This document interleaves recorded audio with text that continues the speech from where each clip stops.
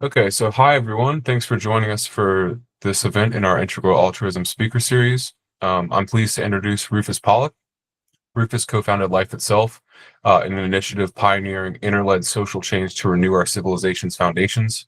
Previously, he founded the Open Knowledge Foundation and was a pioneer in the global open data movement. He holds a PhD in economics from Cambridge and has advised governments and international organizations on information policy and digital infrastructure. A long-term Zen practitioner, his present focus is cultivating wisdom practices and frameworks for systemic renewal. Today, he'll present the Four Noble Beliefs of a Second Renaissance. So with that, I will turn it over to you, Rufus. Welcome.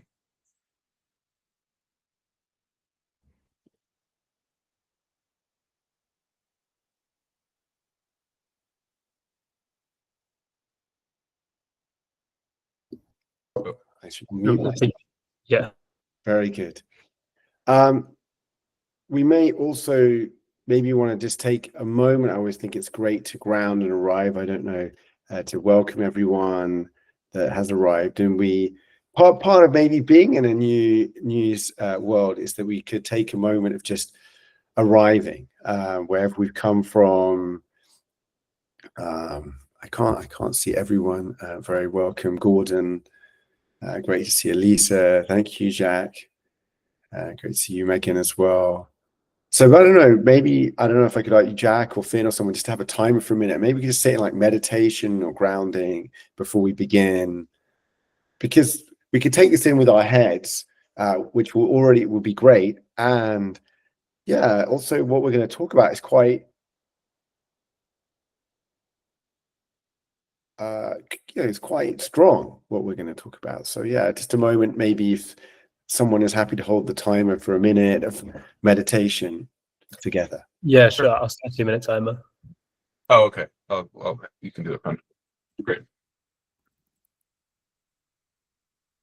Okay, ding.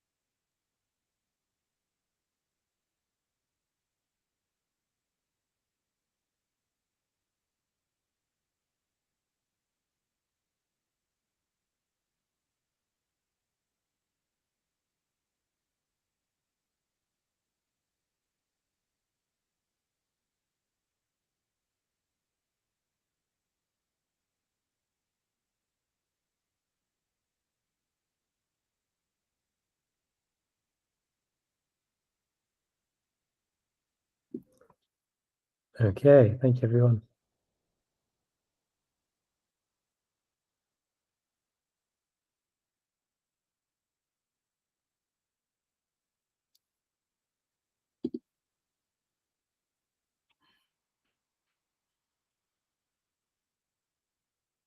Very good, thank you. Okay, let us begin our journey together. One thing I have is I have to share my slides here. There we go. Which means I don't know whether I get to see you at the same time as well. Let me try to do my best. Here we go.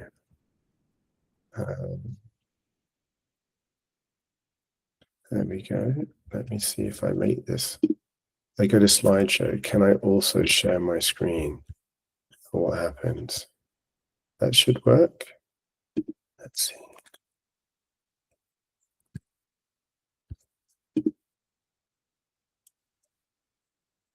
Can you see? Can you see Yep. the slides? I can't see you now, but that's also good. Okay, so and you can see the title slide. Yes. Excellent. Okay, very good. We can begin. Let me also record at my end so we don't, if anything happens, we're good. So let's, first of all, as I said, welcome. I am Rufus Pollock. I am one of the co-founders of Life Itself. Thank you, Jack, for that introduction. And first of all, this we're going to talk today is about the Second Renaissance narrative, this time of civilizational crisis and awakening. And we're going to talk about, I think there's two parts, meta-crisis and Renaissance in the Four Noble Beliefs. And I want to start by just saying that there are many ancestors and acknowledgements here of these ideas. So this work, even today that I'm presenting, is the work of many hands. In fact, one of the people, Elisa on this call, helped draft one of the papers that we published last year on the Second Renaissance, actually several of them. And going much further back, not only are there many hands at Life Itself or even in the community and the Second Renaissance community and collective, but there are also kind of ancestors intellectually and otherwise much more deeply, you know, going back all the way back, as I said, to Hegel and Marx, or you could even say earlier. And certainly there's like the influence of the integral community, particularly Ken Wilber as a leading light in that.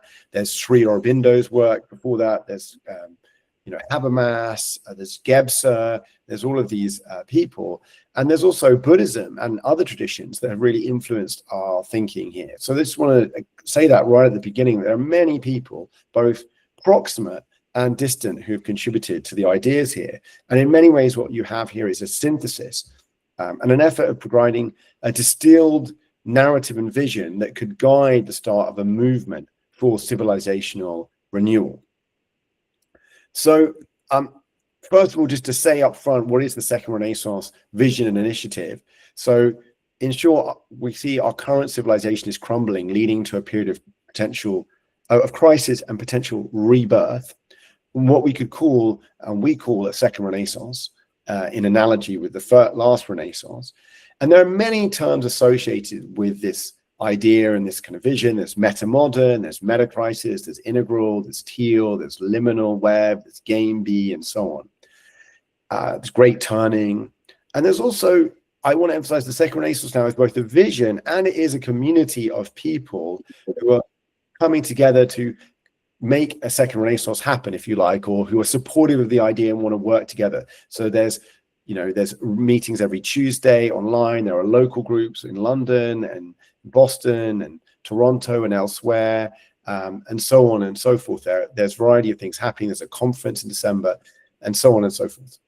So, as I mentioned, there are many phrases you may be familiar with, whether you are maybe or not the Second Renaissance, but you can think of the Second Renaissance as, to at least some extent, a synonym for some of these other things.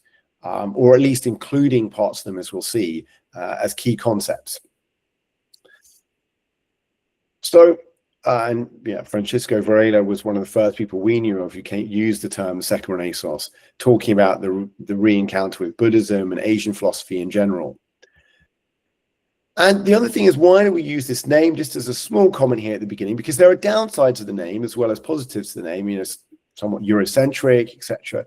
But we think that's more than made up for in its historical legibility. Many people, especially in the West, but even all over the world, have at least a vague sense of what the Renaissance was. It was this kind of, and the very word itself, which is French, means rebirth, renewal. And we think that that's quite appropriate to this time, and that this aspect, one of the things at the moment we think is important, is to try and make these ideas more accessible, more broadly known, and therefore using a term that already has some legibility to people. They already know what a Renaissance is, maybe they have an idea of what a second Renaissance is really quite useful, versus some of the other terms that might even be more maybe some technically useful, like metamodern or even metacrisis, that we'll come to, that most people, if you go and talk to them about, they're already going, wow, this sounds like a load of jargon. So yeah, there's also an aspect for us that some of the terms that we could use are about the collapse, the crisis. And we think it's very important that while really acknowledging the profound challenges we face, even the likelihood of some degree of collapse of our civilization, that there is hope, that there is renewal, there is a possibility for renaissance, for rebirth. In fact, there can't really be birth without death. They are intertwined. A civilization naturally goes through birth, growth, maturity, and a kind of decay phase. And it's something that is kind of natural. So it also names this time between worlds. So I want to start also with what I'm going to talk about is what I call the Four Noble Beliefs of the Second Renaissance, which we think is the easiest way to convey the narrative. And for those of you familiar with Buddhism, there are the Four Noble Truths.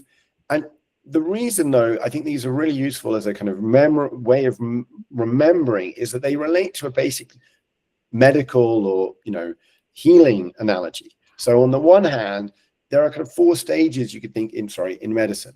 On the beginning, you have symptoms. You've got a headache.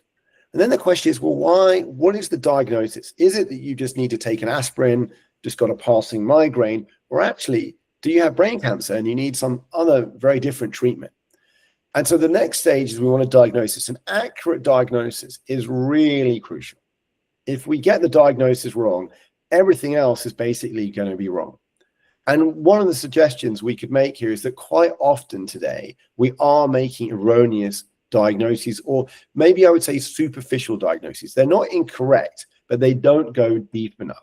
And as a result, we are kind of treating the symptoms, not the disease, as the phrase goes. And so the next stage is prognosis. Well, am I just going to die of this, doctor? Is this incurable? Well, no. What we'll see is there is a cure is possible. And then finally, we'd ask, what is the treatment? And so I think this kind of structure is very useful, and it's been used many times. So in Buddhism, you have this model, there is illness, there is suffering. Suffering, in fact, even, is innate aspect of our transient existence. It's not avoidable. It won't be solved by having more money, more cars, more women, more drugs. None of that will really work, and there always will be suffering. And there's a source, at least at this kind of this level, and there's a source of this that then Buddha diagnoses, which is in our grasping, in our thirst, this attachment to the transient. But then the good news in Buddhism is that liberation is possible. True peace, freedom, and well-being are possible, and imminently in this world. And finally, there's a path. So there's this analogy used in Buddhism.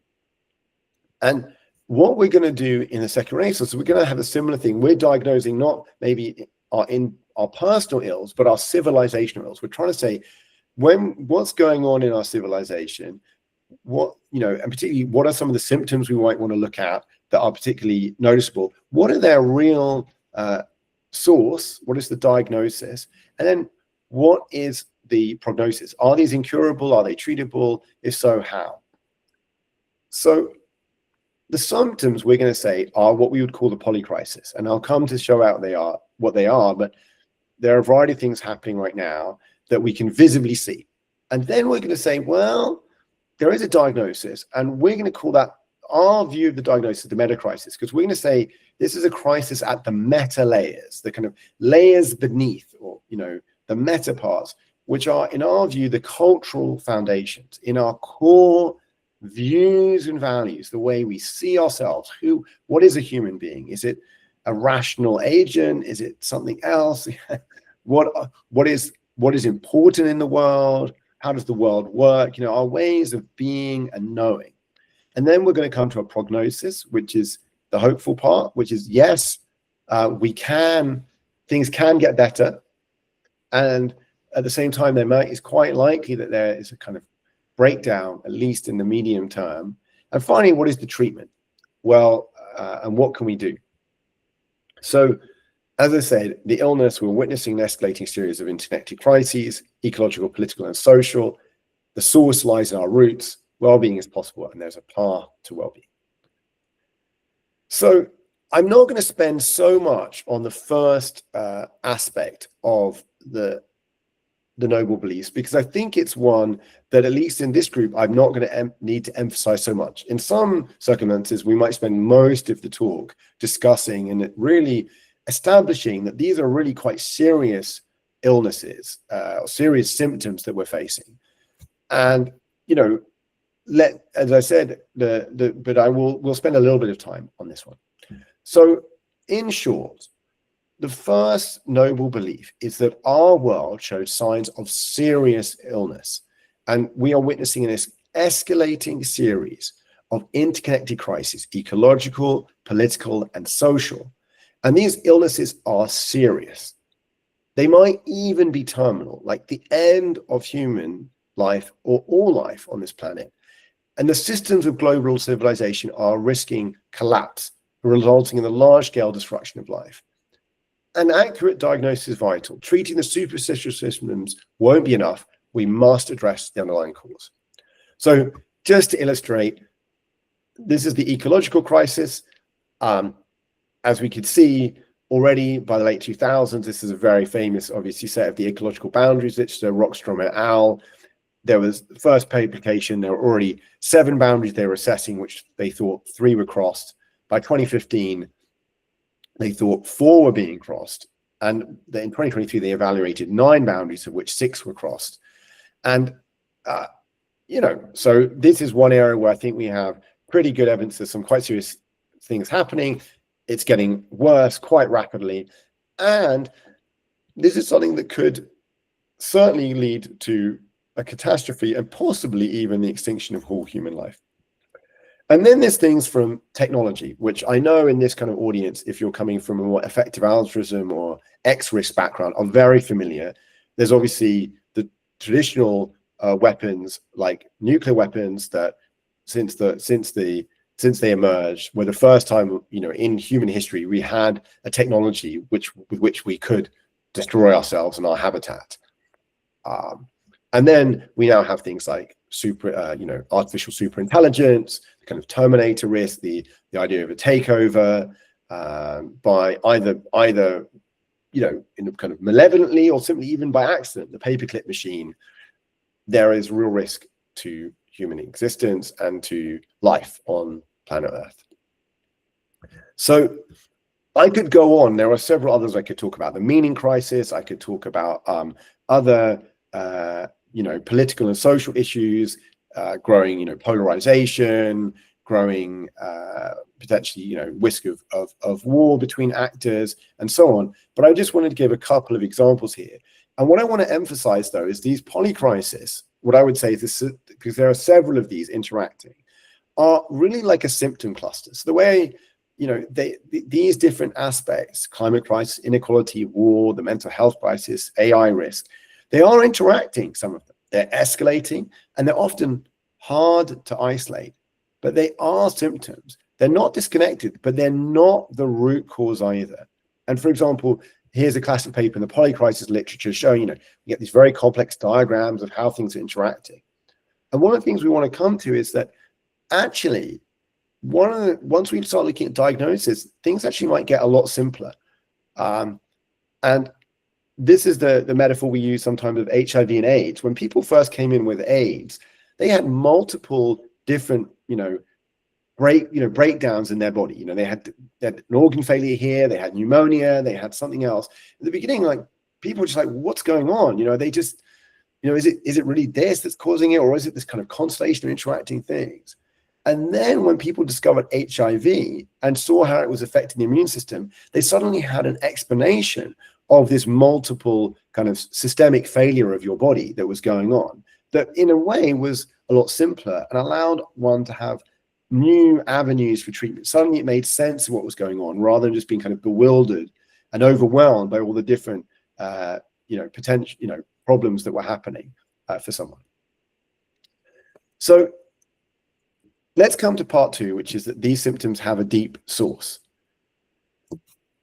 So I think this is now in the paper, the Pollock to Medicrest paper. I have the paper on the left, the diagram on the left, which I'd actually say it needs kind of updating or correcting more to something like the diagram on the right, which is our suggestion here. And I want to emphasize, of course, different layers of these interact in ways. It's not purely linear as I have it on the left, but roughly we are saying that the root layer has kind of primacy. And the root layer here is what we're going to call the cultural paradigm, like foundational ideologies built on top of like the human nature, the ontological layer. And we'll talk particularly about aspects of the cultural paradigm of modernity in a moment. And then this intermediate layer of structure and technology. By structures, I mean things like our governance system, our laws, our institutions, and our technologies, I think, are obvious what they are, but our economy. So structures are the economy, our laws, institution, technology, etc. And they in turn lead to the, are causing the actual surface layer and the symptoms that we see. And I want to emphasize that there are actually also a whole bunch of patterns or grammars of dysfunction, which I think often come up, like collective action problems, misdesigned mechanisms, like a market with externalities, and the market is only prioritizing things that can be measured and evaluated and owned, but actually there's all these externalities, or like value misperception, or just poor sense making. And then things like what I'd call the wisdom gap, the gap between our powers of technology and our ability to wield them wisely. These things, I think, are what we would call a grammar of dysfunction. And I mention this because often in discussion about this, these kind of get confused, they almost describe as like a causative element. I've even put them here mistakenly, I would say. But really, these kind of things are patterns of that's causing this. But they're caused by multiple things in the intermediate layer and the cultural paradigm and even human nature that lead into them. And today we're not going to go into that, but it's quite important if we're trying to do our proper diagnosis. I'll give an illustration, I think, if I have one in a moment. But let's just say what we mean by deep aspects of our being. Well, in Buddhism, there's greed, hatred, and delusion as the 3 poisons. So there's tendency in humans, you might want more, you're greedy. There's a tendency to be fearful or hatred or anger. There's tendencies to be self-deluding. These seem to be quite profound tendencies. There are also many positive, deep tendencies in human beings. But one must recognize it's not just capitalism that leads us to overuse the earth resources. That's happened in many civilizations with many cultures, though capitalism might be exacerbating that and accelerating that, etc., for example. So just to say, there are these deep aspects of our being, and then there are what I'm going to call the cultural paradigm level, our views and values, the software, if you like, running on the hardware. So foundational to civilization are shared views and values. And like water to the fish, these views and values we live by are often invisible to us. Yet they shape our way of thinking and being, what we believe is possible, what we prioritize and dismiss, what we consider normal. And this breakdown we're suggesting, these set of symptoms we're starting to see really originates in our cultural foundations. This isn't just a crisis at the surface layer. This is a crisis in the foundations of our civilization. They have roots in our views and values shared at a deep cultural level, and particularly the paradigm of modernity. And now, what do I mean by the paradigm of modernity? Well, there are some key ideas or ideologies of modernity, like individualism, material progress, materialism in general, rationality, freedom, and equality, which have brought some extraordinary achievements and advances, not only materially and technologically, but in individual liberty and in other areas. However, as we come to the waning, to the old age of modernity, to its decay phase, these ideas now cast long shadows. Endless growth, materialism, techno-solutionism. Every problem must have a technical solution. Is there an app for that? An addiction to certainty and control, a driving global exploitation and the destruction of nature, nihilism and loneliness, and an ever-widening wisdom gap. again, you could read through this where we kind of walk through some of these in detail. But what I'm trying to say, and I think it's worth maybe for a moment here, talking through an example. So for a second, I will stop sharing my screen and picking together and talking for a moment about a concrete case, which is existential risk from AI, or even just catastrophic risks. It doesn't have to even be we're all gonna die, but the risk from AI. And I bring this up because I imagine that many who here has been involved in effective altruism at some point in your endeavors. I can't see the four others. I don't know why. Okay, great. I can see everyone. Great, you're raising your hands. I know how I get a view. Let me just see. Can I see everyone? Adjust view. Can I see more people? Let me see as many tiles as I can. Very good. Okay. So I think I have been I sometimes describe myself as I was an effective altruist before its time. I was an effective altruist in about 2002 to about 2008, you might say, or 6 or 7. And one of the central concerns, at least in my perception, has been quite central in effective altruism, is a concern about existential risk from AI. Is that a fair statement to make? I think, yeah. Now, I'm going to make a provocative contention, which is that in general, and let me see if I can find my diagram. A lot of EA has been barking up the wrong tree, essentially, and there's something incredible about effective altruism in my view. And as I said about I am an effective altruist in some parts of me, which is that first of all, there's care about the world, that we're going to try and improve the world, and this systemic examination. I mean, for example, I think far too few people were concerning themselves with existential risk from AI. And something amazing about effective altruism is that it has,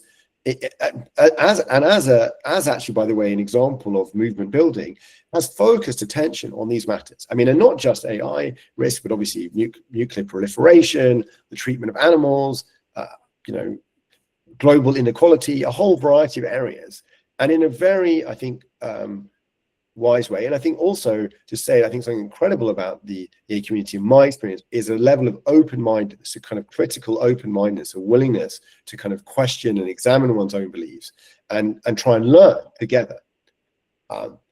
And yet, I think that one can sometimes see, and I'm not saying obviously about any of the people on this call or many people in the EA community, but in general, one can see some of the aspects of that ideology of modernity showing up. And I think the most obvious one for me is and again, I'm not trying to say this is all the case, of course, with everyone in EA or people working X risk around AI at all. But there has been a tendency to say, we've got this problem, we've identified, and the problem is, well, we can invent this there could be this really powerful thing. It's also kind of somehow agentic to an extent of itself. It's going to take actions. We're going to enable it to take actions for itself, whether we get into consciousness or not.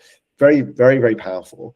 And what's it going to do with that power in a way? I mean, even if we thought it was just even a blind machine, what will it get directed to do?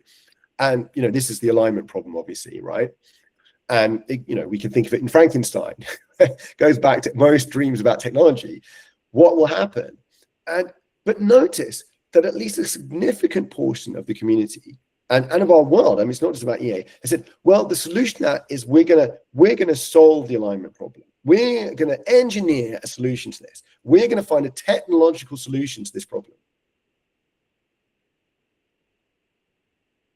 We've got the problem of technology.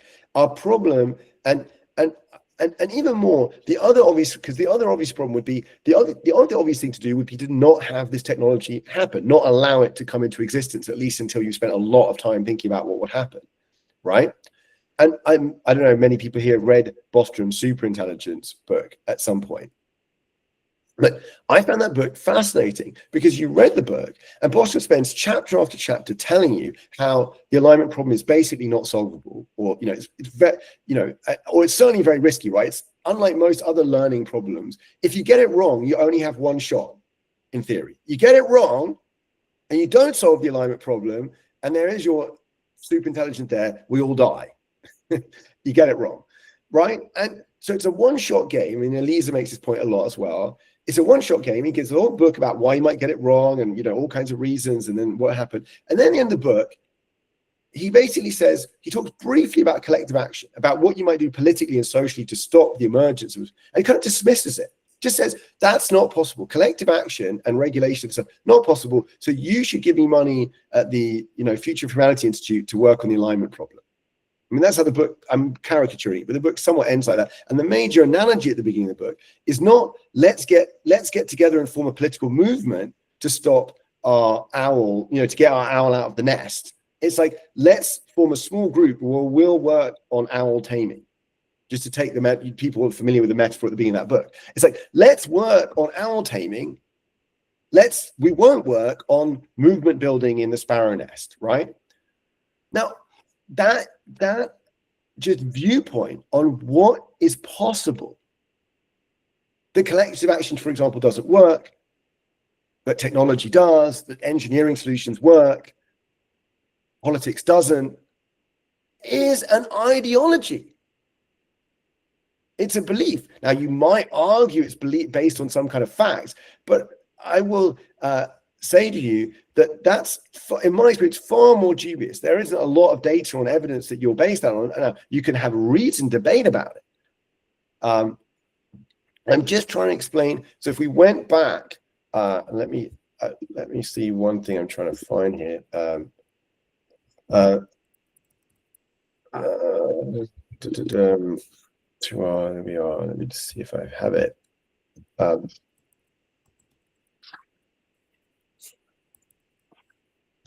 Yeah, here I have it. I will share my screen again. So one of the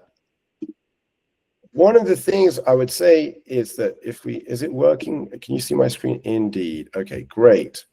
So here is this diagram of like logic, maybe, and I will apologize. This is certainly a caricature of many people's position and viewpoint, I'm sure. But there's an aspect where, let's say we care about X risk up here. I hope my screen is visible at that resolution. And we look at what you want to notice is that an alignment problem discussion is basically an engineering problem. It exists within a mindset of rationalism, possibly even narrow rationalism, and scientism and engineering. That one is looking in a solution space. One is looking under the lamppost in the drunk the lamppost story, are given by an ideology. Whereas I would suggest, well, actually, at some point, there's a breakdown. I think this has been happening recently to some extent within the broader effective altruist community. Is there's sort of this moment of, crisis of a kind, intellectual crisis, where you're like, either things are happening too quickly, or we're not going to have time to solve the alignment problem, or maybe it's unsolvable. And then we care about tech governance. Suddenly we're saying, oh, well, we actually do need to care about tech governance in some way. Not that we didn't a bit before, but we really need to focus on that. And at that point, you start to care about collective action problems. And this is, for me, I'm describing some of my own awakening. I am not different from any of this, just to be very clear. I spent a whole bunch of time being an economist and doing social cost benefit analysis and so on. And that's it is valuable. That stuff is not, it's not that this stuff isn't valuable, if you start to become like the drunkard in the lamppost, if you only are searching under the light, that's a problem. And so at some point we start to care about collective action problems. That we start to see that at the root of maybe of our problem, which is of racing forward in technology when we can't control it, the wisdom gap, but also what can we do about it? We need to be able to solve collective action problems.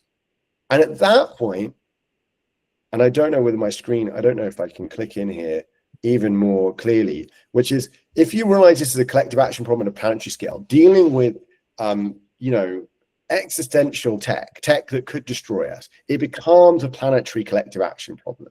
And then at that point, you want to say, well, how do we solve collective action problems in human societies and history? And particularly, how have we expanded, not just solved them, how have we scaled in our capacity to solve collective action problems?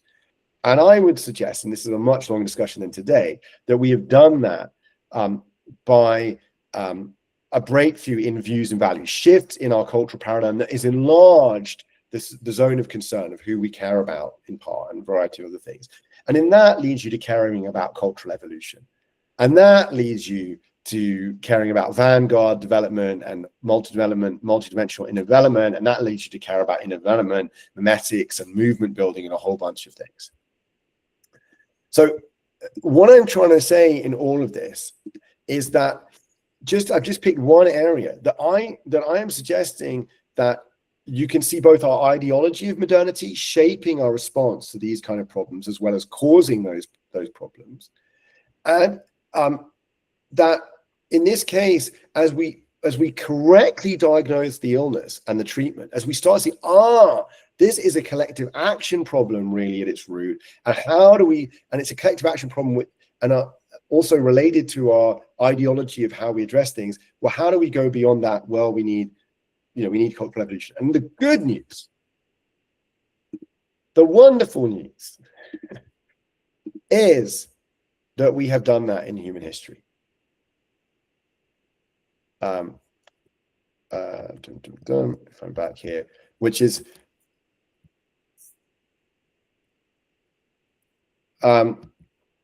this is a meta-crisis, I said, is that a cure exists. New paradigm is possible. We have made this change in the past. Like we need to go to the roots of our civilization. There is no other way than, there are no shortcuts. There are no hacks in technology or even in governance. They can be supportive. They're valuable, what we can do in technology. Of course, we're on this call today. That's helpful. We can build global movements like never before because we have the internet. They can be supportive, but at the root, we have to change ways of views and values. And we need to develop a major new cultural paradigm that takes the best things from modernity, that keeps using reason and science and technology, but transcends and includes modernity in that wonderful Wilberian integral phrase. How do we have larger us? How do we discern what really matters? How do we make better sense together? And the good news is that cultural paradigms can and do evolve. Views and values do change. The deep stories that shape our civilization have evolved throughout history, and new paradigms can emerge that transcend old ideas and offer responses to the problems and limitations of our old world. And why we call it the second Renaissance, because the existence proof of what I'm talking about is that it happened in the first Renaissance, that there was a massive civilizational renewal and a profound change in views and values from a feudal world of hierarchy where truth came from God, at least in the Western world, and authority came from the king or the queen, to a world where reason was where we got truth from, and authority came from the people to some extent, from the democracy, whatever version. And that was a massive change. And we are now at a moment when, just as when in the feudal world the Catholic Church had become diseased and decayed, this incredible institution created over 1,000 years had become broken and not unable to reform itself. Just as we see capitalism today, which was in some ways an amazing force for innovation and progress, is now diseased and is destroying the planet in some degree and potentially destroying ourselves. We need to go beyond it.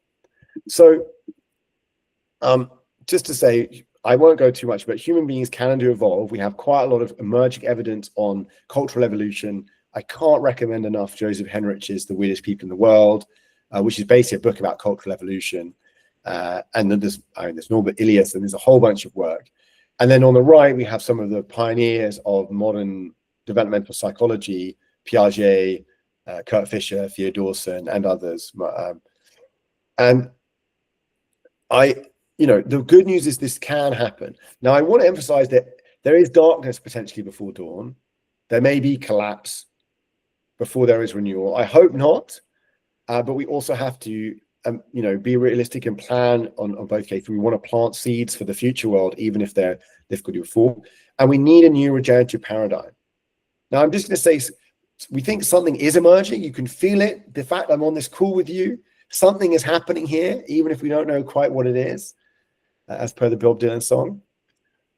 But what does it look like? And so here I just want to kind of sketch some aspects that maybe if you're familiar with Integral will be very familiar with you. I think central is that in the next paradigm, evolution, in particularly the evolution of consciousness of the inner dimension, is central.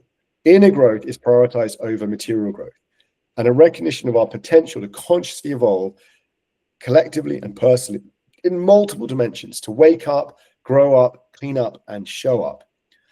And wisdom, like the going beyond reason and rationalism, including reason and rationalism, but going beyond them with a new renewed cultivation of wisdom and of the importance of the whole and the value of a long term that includes all of the living.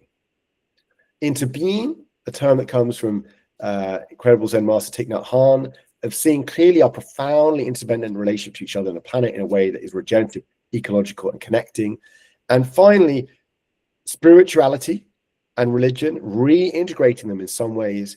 I mean, we always have a religion as human beings. We cannot live actually without a religion, i.e. things that we believe in through faith, but which we do not prove and which shape our lives, our values, our approaches. We just have a religion today, which is basically technology and progress.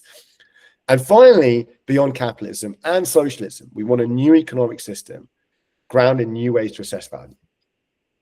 So I'll end almost with a quote from Thich Nhat Hanh, which is that humanity needs a new kind of spirituality that we can all practice together. Dogmatism and fasting have been cause of great separation. And in the 20th century, it will be possible to establish a new cosmic religion, not based on any belief or dogma, but on evidence and the insight of interbeing. So it's already happening. I want to emphasize this is already going on. A paradigm shift is possible and starting. And there are many examples one could look at, including life itself in Second Renaissance and this meeting here. We've gone through the 4 stages, and this is, I think, where I'd end. And I mentioned there are many papers you can find on the Second Renaissance website. There are many more papers getting published at the moment that are coming out on developmental spaces, from polycrisis to metacrisis, and so on. And you can read on. But that would be where I would end for today on this. Thank you so much. Well, thank you so much for that awesome talk, Rufus. Oh, Lisa, did you have something or? No, I was trying to do the clap emoji reaction and raise my hand instead. Well, yeah, let's all give Rufus a little virtual round of applause here. Thanks so much for joining us and giving such an interesting talk. I think so. Now we'll have a period for Q&A. And what I would say is, in general, you can just jump in. Also, Yes. if somebody's has a question and somebody else is already asking a question, there's some discussion happening, and you have a question that you want to be addressed, just raise your hand in Google Meet here, and I will call on you when we have time for it. I guess I'm happy to get the ball rolling here. So one question I have, Rufus, is something like, so I definitely agree that we've seen civilizational and cultural transformation be possible, like with the example of the first Renaissance, like you gave. But from what I understand, you're basically proposing that this second Renaissance would be more intentionally or deliberately steered. So I'm just curious as to your thoughts on sort of if we have evidence. And the other thing I would note is that other sort of transformational periods have taken decades, centuries long to complete, and it seems like it may be a little bit more urgent for such a transformation to happen in this case. So sort of, what are your thoughts on how possible it is in general to sort of deliberately or intentionally steer or consciously direct a cultural transformation like this? And do we have like evidence of this sort of thing happening in the past, even on a small scale, if that makes sense? Yeah. Let me plug in my laptop. So, excellent question. I mean, what a great question, Jack. And also just to thank you everyone for your present attention. So and feel free to also write questions. If people are shy, feel free to write in the chat. You don't have to put your hand up. I just want to say, so there are several different questions you're asking there. So if I can try and recreate it, like, so one is there's a point about urgency, there's a point about intention, there's a point about examples.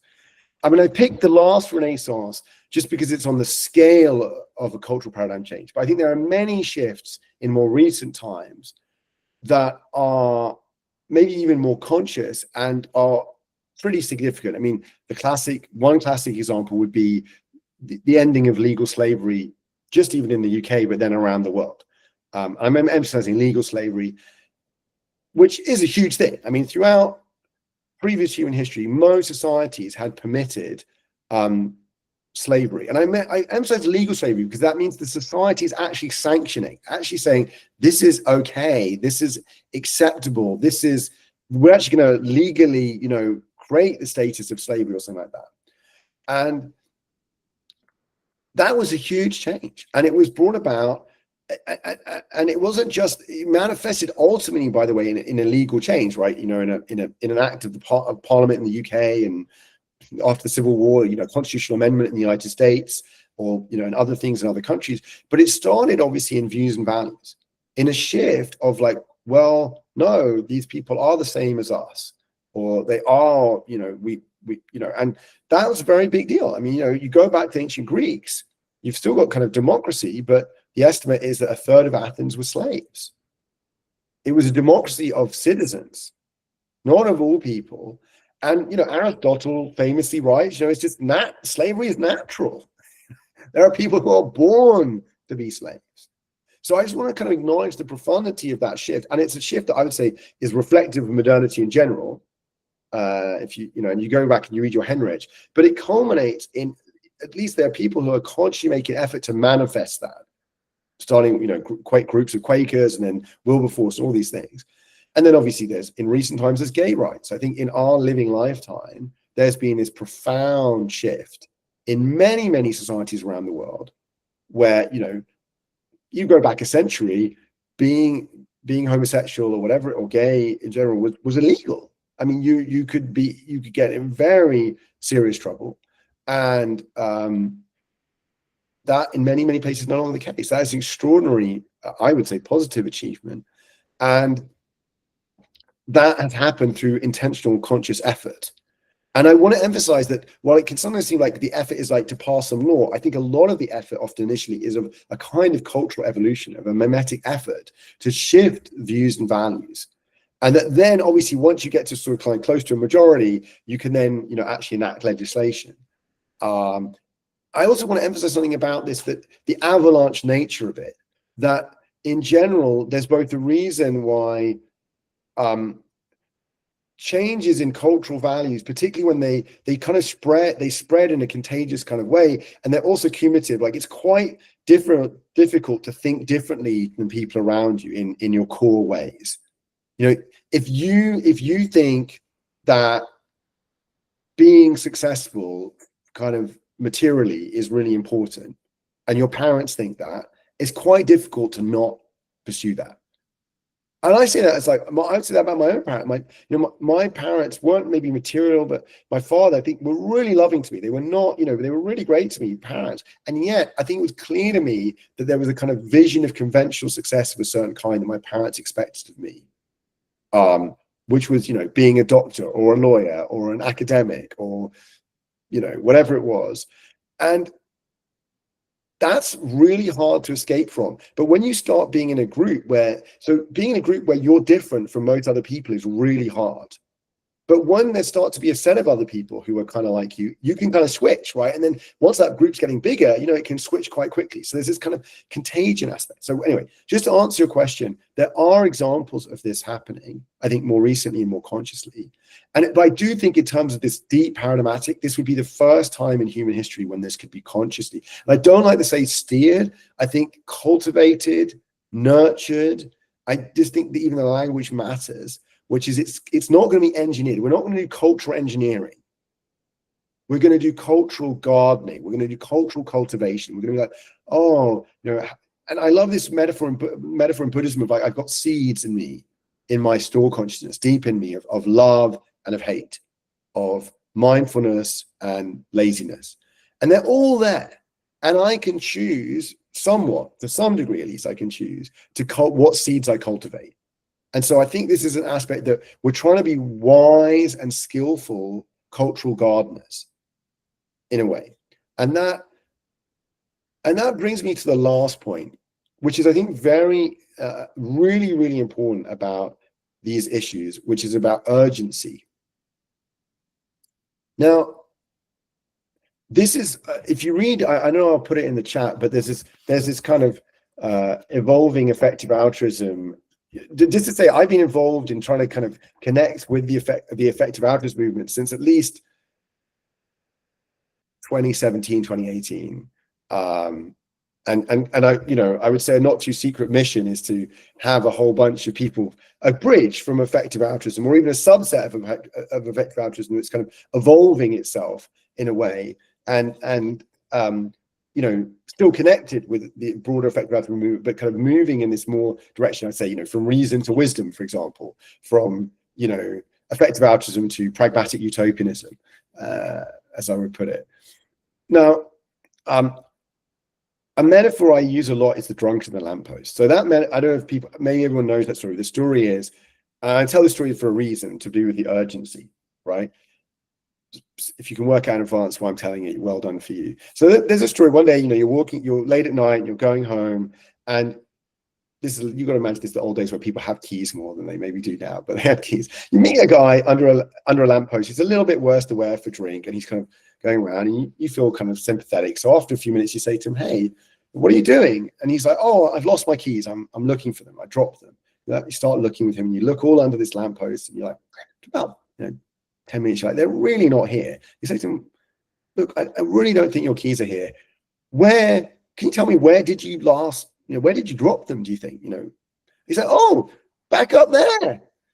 You're like, "Well, why the hell are we searching here?" And he said, "Well, there's no light back up the street where I dropped them." Now, this is what I'm saying. It applies also to the point about ideology earlier. If what you have is technology, you've got to hammer everything's a nail. You're going to search under the light. Like, you're going to search for solving the AI risk problem with solving the alignment problem, because that's where your light is. Even if the actual issue is back up the street and the collective action, which you think is back up the street in the darkness. Now, the other issue is urgency. So often what people say is, "But it's so urgent. We've got to have a shortcut. We've got to do something in the next 10 years. Cultural evolution won't work in the next 10 years, or whatever. It will take decades." There are two answers. One is that we live in an accelerated age, and that includes mimetically. So, and shifts happen avalanche-like. So things can happen much quicker than we think. You know, and for example, I think there's actually quite a shift coming on attitudes to the ecological breakdown and climate, as a generation that was brought up in that's younger. You know, if you look at under 35s, they just have really different views about climate change than over 35s on, you know, 40-year-olds. The real shifts can happen. But more importantly, I am saying to you, there is no shortcut. Now, I can't say that with certainty. So it's always worth betting some degree on there being a hack. You can't be certain there isn't a hack. But my thing to you is, nothing else will work for the problems we have, is my contention to you. That people, and the issue that happens is people go, "Oh my God, it has to be fast because they think it will break down." And I'm like, but none of the things you're going to do are going to work. And you might be wrong that we have longer. You might well be wrong that we have more time. So I remember people saying climate change in the 2000s, in like 2005, we don't have more than a decade. We've got to do things I'm not interested in projects that like take longer than 10 years. Well, that wasn't true. And so I would say that, and so the issue is that we then spend our time under this lamppost of things that are short term,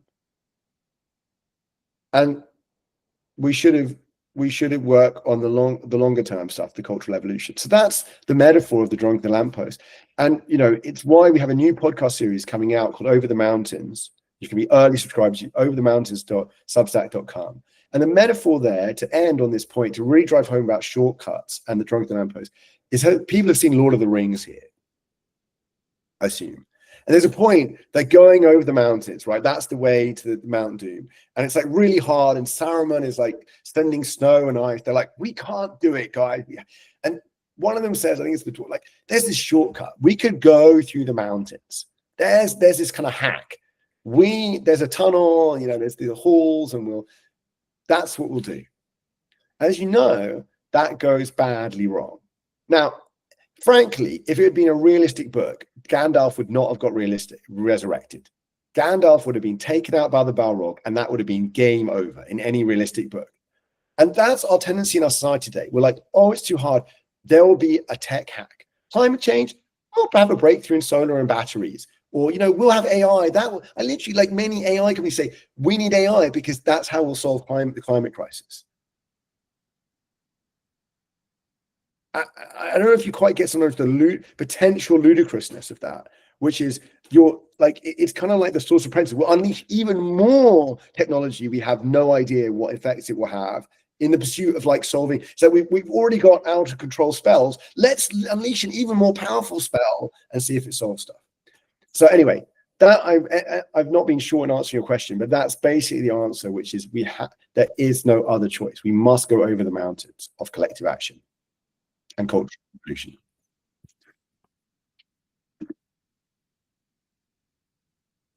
Jack, you're muted.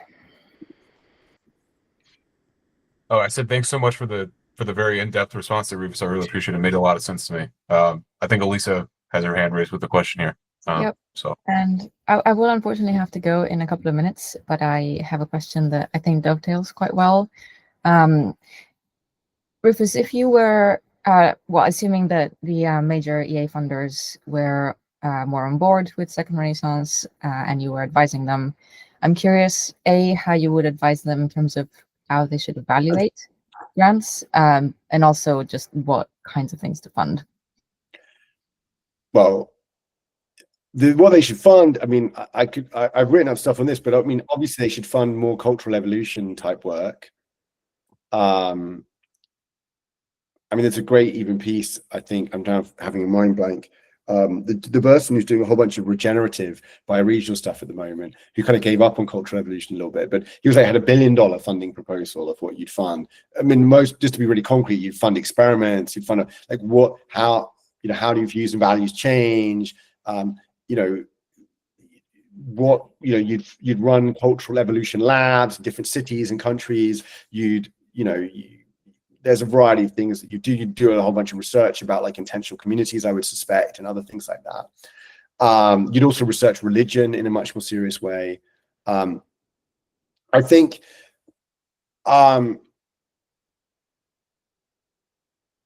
you would also research wisdom, I mean, in a kind of more pragmatic and serious way, and so on. I mean, there's a whole bunch of stuff I think that you would do there.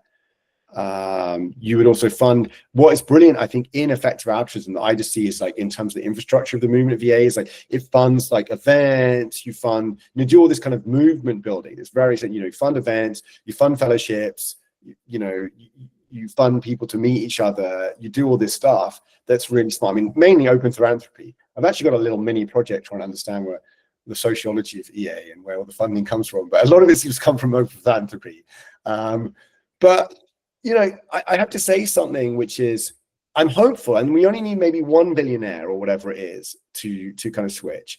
I am, though, somewhat pessimistic. I think I've been around the philanthropy industrial complex for a while, and you've got to understand that most of these people made their money in that existing paradigm. And it's kind of rare that people wake up out of that. It does happen. And so I shouldn't say, so I kind of think, I should say it can happen. It does happen. I mean,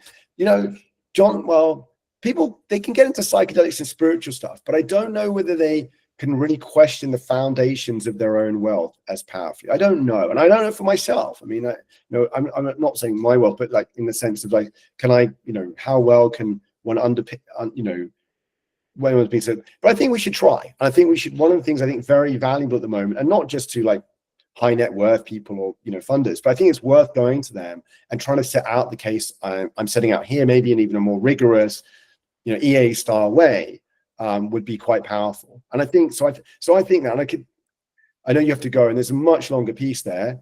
to be said, Elisa. But I think that one actually putting together a funding agenda, so at the end of, for example, the developmental spaces white paper we just put out, there's kind of an outline of what you would fund and what you would do there.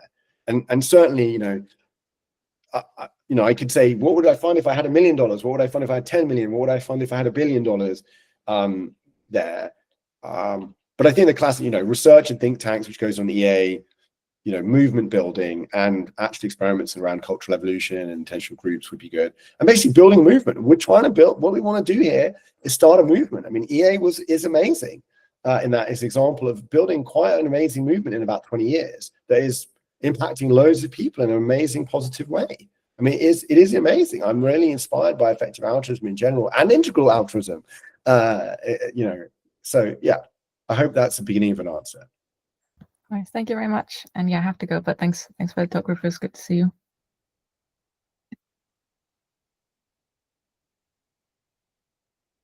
I do have a couple more questions, but I want to make sure that anyone else has a chance to ask their own questions as well. So I'm happy to, let others speak. My Spy has a question. Please go ahead. Okay, so currently I'm doing moderation for an EA course, and in that only I've got this question for myself and from the person. Basically, the question is, there is this concept of Dunbar numbers, DUNBAR, where basically it talks about how many people can we actually cognitively comprehend whenever we are making any decisions. And most of the things that we're talking in this context and other context involves a very large amount of numbers compared to what is given, like more than thousands at least. So, and at the same time, it is very important for us to keep in touch with our human aspects of empathy and emotions when talking about this kind of thing, along with being logical and rational. So, and that's why when we talk about these large numbers in context where empathy is also required, but at the same time, with strong backgrounds in Dunbar number, we cannot use our empathy at that level. So, what should be done? How can we use something at a level that we are not designed to use, and how can we make it function? Well, I think in one beautiful question, I think in one way you're pointing to one of the challenges of the modern world, which is that we sort of evolved. I mean, the Dunbar number comes from we evolved in groups that were quite small. And Dunbar originally, the original paper is about plotting brain size against group size and then kind of predicting, given human brain size, what kind of groups we were in. And so it is an aspect, a general aspect of the problem we find ourselves in, is of this kind of mismatch between the complexity of our societies, their scale, the power of our technology, and kind of what humans evolved for. But part of the answer to that is there is cultural evolution. So one of the superpower of humans that allowed us to get all this technology is cultural evolution, right? We're not that much smarter than chimpanzees. The real superpower seems to be our ability to imitate. That's what really makes humans different, is that we're imitation animals, and we can learn. We can culturally learn. Not that other animals don't have cultural learning, but just order of magnitude difference in humans.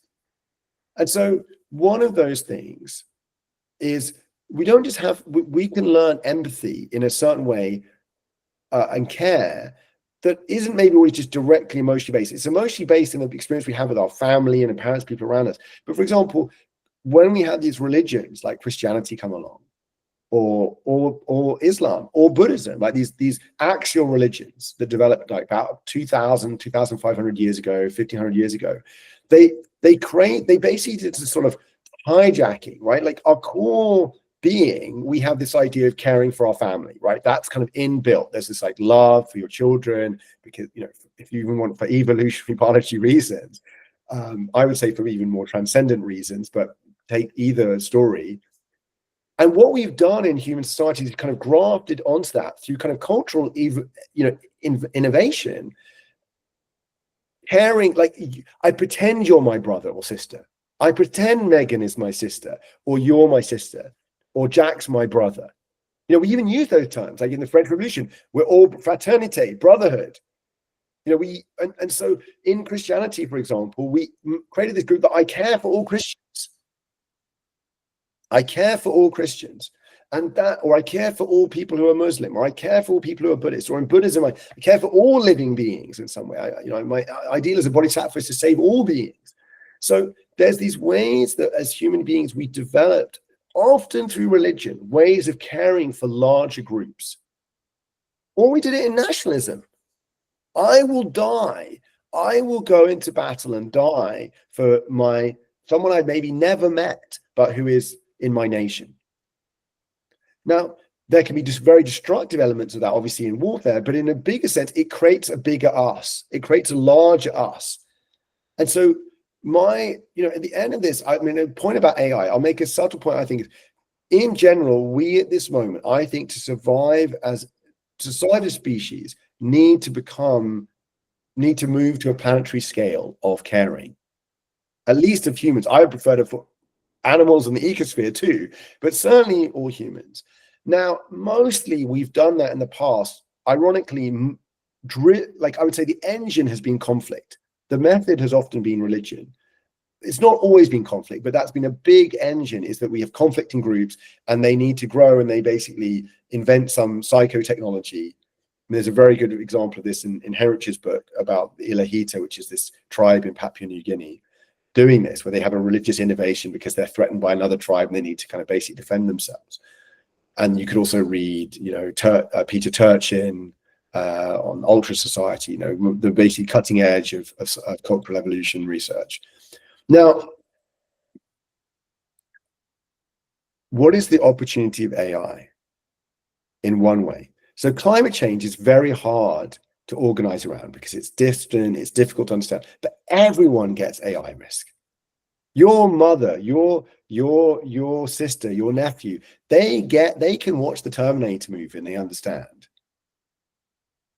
Now, I'm not saying of course we want to continue using technology, but if you were trying to build a global movement and you need an enemy and an other to unify humanity, what better one than out of control AI? Because it isn't human, it's other, and it's something we can all organize around. So I only mention it's an idea, but in my view, I remember when the AI stuff came out, I was always concerned for a long time, particularly in 2023 with all the poor stuff. I was like, this is a moment, and it's much easier to build a movement for human unity around that than it is around climate change. Even though both of them threaten us as an entire species in great important ways. And so I would actually say the pause AI and I would like to have a positive version, which is like pro-life. We are pro-life. Machines are a servant, they are not a master. At least at this point in our societies. And so, if ever. And it's a profound misunderstanding of our humanity and of life to think that they would. I mean, I just don't. And so what I'm just saying is that is something we could build movements around. And so this kind of answer your answer is, yes, we have the Dunbar number. And I don't think we could really live. We can't really relate to a million other people, but we imaginatively relate. And so there's the famous book about nations is called Imagined Societies. So anyway, that's my answer there. Thank you very much. I'm laughing because it was quite a long answer at myself. Yeah, just to sort of follow up on the topic of AI and sort of getting back to both the earlier points about urgency and sort of the idea that, like with that graphic you showed about sort of moving beyond purely looking for engineering or technological solutions to the problem, starting to care about collective action. Yeah, I'm curious as to your thoughts on sort of to what extent we need to evolve as a culture, like down to the roots, before we're able to sort of solve the narrow problem, potentially be able to solve the narrow coordination problem of like pausing or stopping the race to the bottom for super intelligence, if that makes sense. There's one thing I've been thinking about recently is something like, well, if I think, as I do, that there's a substantial risk that absent this kind of intervention, that we are facing sort of, catastrophe, if not extinction, within the next couple of decades. And that seems like maybe not enough time to really completely transform our cultural roots. Sort of like, is there a possibility for us to prioritize just sort of solving this narrow coordination problem with respect to AI and thereby buy ourselves time to transform more completely as a culture? Or like, do we need to be able to have some of that first before we're able to solve the coordination problem? If that makes sense. I'm just curious on your thoughts there. Well, it goes back to the drunk and the lamppost problem, right? So one is you got to ask yourself is how likely am I, you know, there's this kind of great uncertainty that you're in, right? Of how much are you going to be able to impact this narrow problem? Like, let's say we would just need to slow down AI and buy ourselves time. I think Joanna Macy, who again is just a huge inspiration to me personally, went to Life Itself and to the Second Renaissance. I mean, many of these ideas, she had this thing of like, there's 3 levels in it. I put a link in the chat to the Great Turning, just a summary. She has like, basically there's holding actions. I mean, she was more focusing ecologically where I think the metaphor is even better of like, well, you know, someone's about to destroy this piece of rainforest with this species in it that doesn't exist anywhere else. You know, we could wait to change all these views and values, or we can go and like tie ourselves to the trees right now. And so she was saying, look, there's these kind of 3 types of actions. So she kind of called them holding actions. Then she talked about like structural changes and then shifts in consciousness.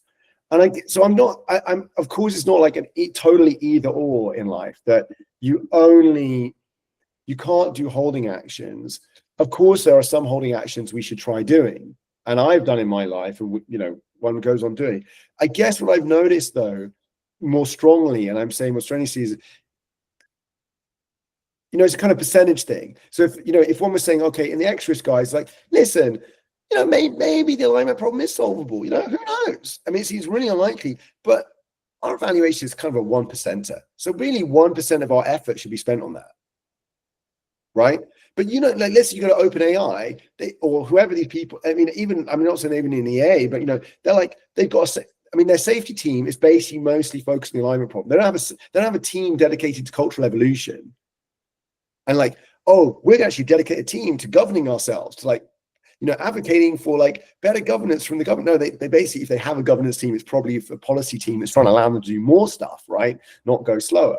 So I guess my part of my point at the moment is there's a kind of neglect argument. No, EAs love this one, right? Like in general, like, okay, this is neglected. My point is basically the cultural evolution, deep change item is just massively neglected. Because we live in a society that is incredibly short-term oriented. You know, the ideology of eternity is like fast, soon, etc. Is technologically oriented. So I guess that's why I'm saying to you is like, of course we need holding action sometimes, but you got to look at yourself and say like, you know, my example is climate crisis. Like I'm 45 now. When I was 18 or 19, I mean, I was writing stuff. I was reading about climate change. I was at school. I did a project about, you know, renewable energy. Like that kind of story. I was like, of course, this is, you know, Kyoto had kind of failed. Sort of, we didn't realize it failed, but you know, like it was maybe going to get passed in the US eventually. And we were sitting there going, oh, of course, you know, of course, everyone realizes there's a problem. Of course, you know, it's going to get rotten. And you still got Bill Gates writing books saying, you know, we just need more renewables. We just need, you know, a breakthrough in batteries or whatever the hell it is, right? And I'm sitting here saying, you know, you might dodge climate crisis with some incredible technological breakthrough. You might. But then do you bet that humans won't do it again with something else pretty fast? You know, and so my story is, and even there on climate, my point about climate stories, we kept saying, oh, it's going to get solved. Of course, people are going to wake up. And I'm like, no. The reason that's not happened is the climate crisis goes to the roots of our paradigm. It questions progress, which is the core ideology of modernity, and it questions rationalism. And it questions individualism, because we can't solve it through markets individually. And so you realize why for 30 years we made so little progress on the climate situation. When I was there, I was in Paris in 2015. I went to the summit, and you sit there and we've passed it. And I'm like, no, we haven't. Even then, it had no teeth. And so I'm just trying to say is like on AI, like, look what's happened in the last 3 years. They didn't even pass the bill in California. You're going to get your clock clean. I got my clock clean, which means I knocked out on collective action. If you want to solve collective action, the bigger scales, you've got to go to the root. That's my view. Now, again, I'm saying you should hold it lightly, and you want to bet on different things, but how much should we, you know, people end up doing far too much of searching under the light. Yeah, that makes sense to me. Thanks for the thoughtful answer there. Yeah, something I'll have to chew on as I continue to think about how best to contribute my own efforts to this problem, to these problems. Yeah, I'm happy to maybe if someone else has one more question to leave things off, that we have time for about one more question if anybody else wants to jump in. If not, I'm happy to end a couple minutes early. Please do ask questions, folks. And I mean, we also can end early, but no problem to jump in. And let's give it a moment. People sometimes are shy and need the space for the question to germinate.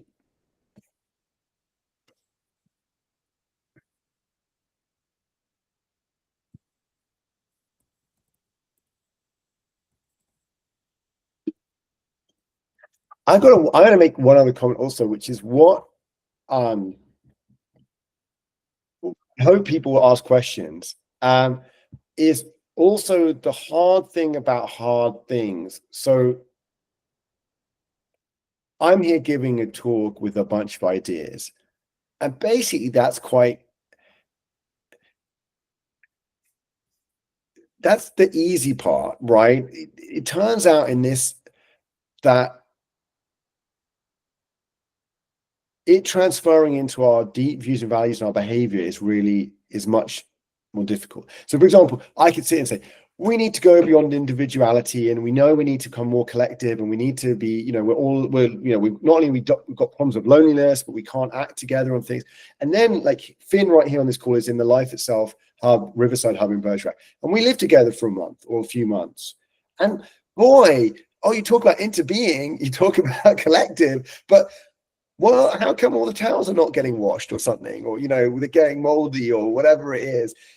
These things are really hard. And I think that was also true of modernity. I mean, can you imagine how difficult it was at the time for people to go, oh no, we've been told, we deeply believe that there is a God, that the way to get to salvation is through heaven and through the Catholic Church. I mean, can you imagine being a Protestant even? Your whole world revolves around Christianity, and yet suddenly someone's coming along saying you're all wrong. All the Catholics are wrong. They're not going to go to heaven. We are. I mean, just how shocking and difficult to take on board that must have been. And so I'm just saying, to really take in what we're saying, that's also the really hard part, and we have to practice it. And it's one of the things, again, that I think is quite extraordinary in the AA community, that people support each other. There's actually this kind of being change. There's like, okay, I'm really going to question my beliefs. I'm really going to think about things. That's a really great question. Now, there might be some things that we'd love to kind of add to that,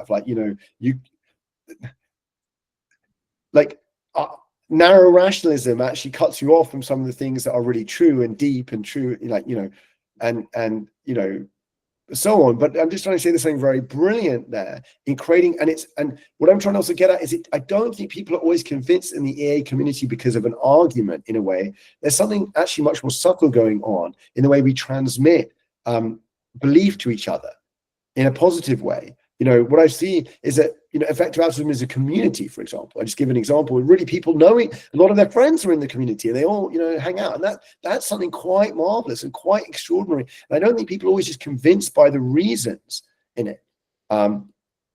So that's part of the work here, is we really need to then go and live, maybe it's live together or work together or act together.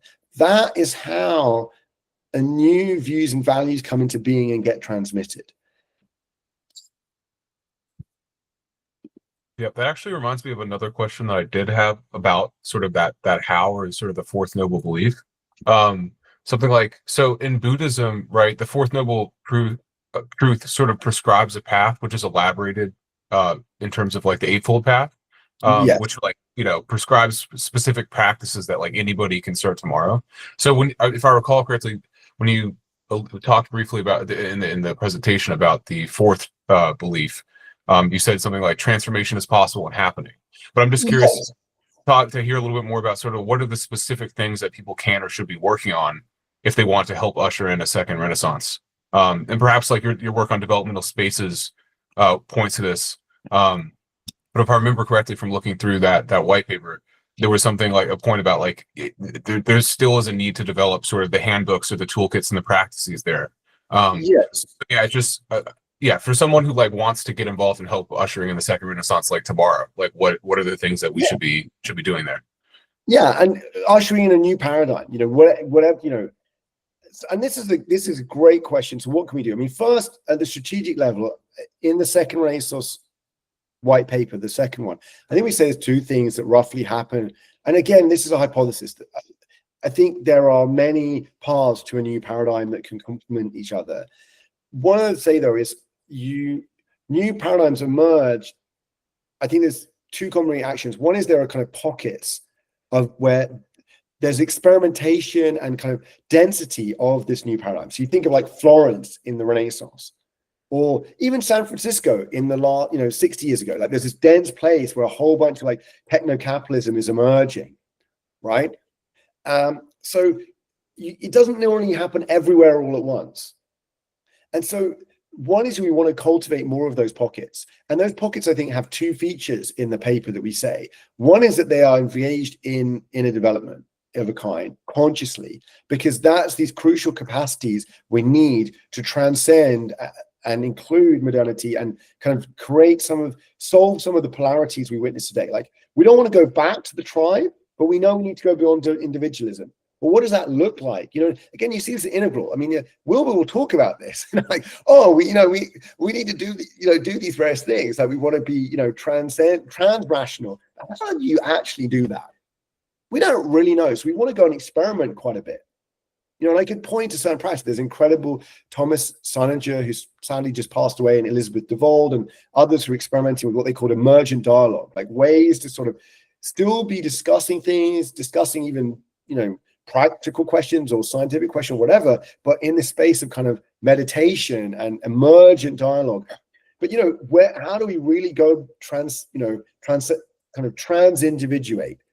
We individualize, individuation was amazing, becoming individuals. How do we go beyond that?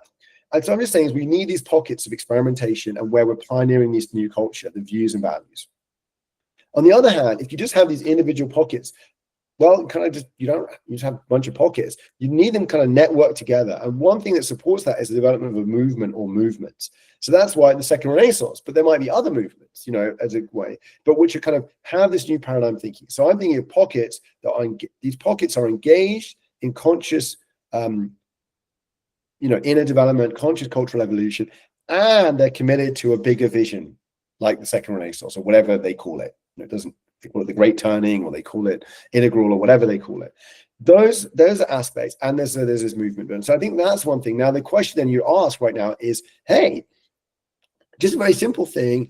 One is, I think it's good to be practical. You can still go out and make a difference. Like, I think, there's lots of urgent things to be done. You can go and work on stopping AI. You can go and work on transformation, but you could do it in a way where you're practicing this next paradigm. So you're doing it in relationship with others. You can also start to form these pockets online. We have this pattern of the Life Guild. I don't know if like Finn could put a link in lifeguild.earth, but you could start forming groups, because a big part of this, and it can sound a bit wishy-washy, it's not just going and demonstrating on, like, in the new paradigm work, a large part of it is inner, and that does not mean we're sitting examining our navel. But it does mean forming groups where we're cultivating wisdom, we're cultivating the capacities of interbeing and so on. We then want to be doing stuff with that. And so I think, perfect groups would be sometimes relatively small groups, maybe somewhere between 5 and 30, where you're trying to build this kind of relational field, you're trying to create this space where you're really developing these capacities, and you're up to something. Beyond yourself. So it might be like, we're building a community center, we're starting a co-living house, we are doing action, we're starting a little campaign on X or Y. It could be all of those things, but a big aspect is this developing the inner capacity in the culture. So I think that's one big part. And it's like my joke I keep trying to say to you about EA, that I think sometimes what's most intriguing about EA is it's all often about, we're stopping animals being mistreated, or we're addressing global poverty. But the most intriguing thing is that EA is itself an example of cultural evolution and creating a community with a whole set of innovative views and values and propagating that. And that's one of the most powerful things it's done. So yeah, I hope that's part answer, and I could say quite a bit more. And I think you've also touched on, Jack, that's really important, so we have concrete actions for people that they could take. Definitely. Thank you so much for that thoughtful response yet again. I think that is about all the time we had scheduled. So if that feels like a good place to leave things for the day, I just wanted to take an opportunity again to say thank you so much for joining us, Rufus. Really enjoyed your presentation and the discussion. I hope everyone else had a nice time here as well. And yeah, looking forward to continuing the conversation and continuing to work together towards these problems. So thanks everyone for joining us today. I'm just going to say a couple of things people can join. If they're interested, there's an Oasis call from at Second Renaissance every Tuesday, which is this kind of space, if people are interested. And you can come for one or come every month. It doesn't have to come every week. And the final is that there's these discovery schools of the research group, which are every Friday at 5 p.m. European, 4 p.m. UK, and 11 a.m. US. And everyone is normally welcome to those. Great. Well, thanks so much. Yeah, have a great day, everyone. And I look forward to seeing you all again sometime soon. And great Take to care. see you, Jack. Great to see Yep. you. Thank Yes, you. Thanks, Rufus. Bye-bye. Cheers, guys. Bye.